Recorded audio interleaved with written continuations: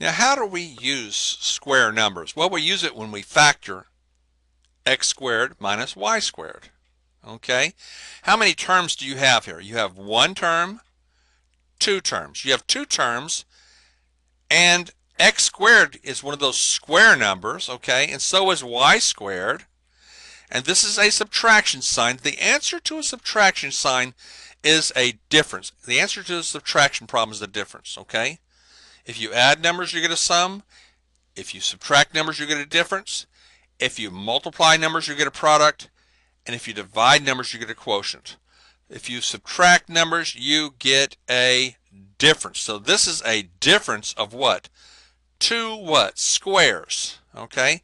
Now, why is that important? Well, a square number, if you have x squared here, you're going to have x for the length and x for the width. Okay?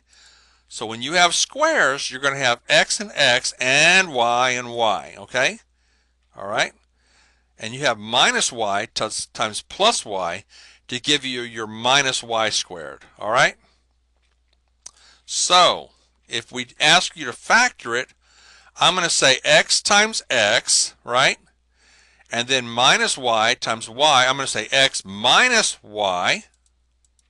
And on the bottom down here, I'm going to say x, what? What am I going to say? Plus y, okay? So it's very simple. You write down x, and y, make one of them minus, the other plus. And this happens when you have square numbers.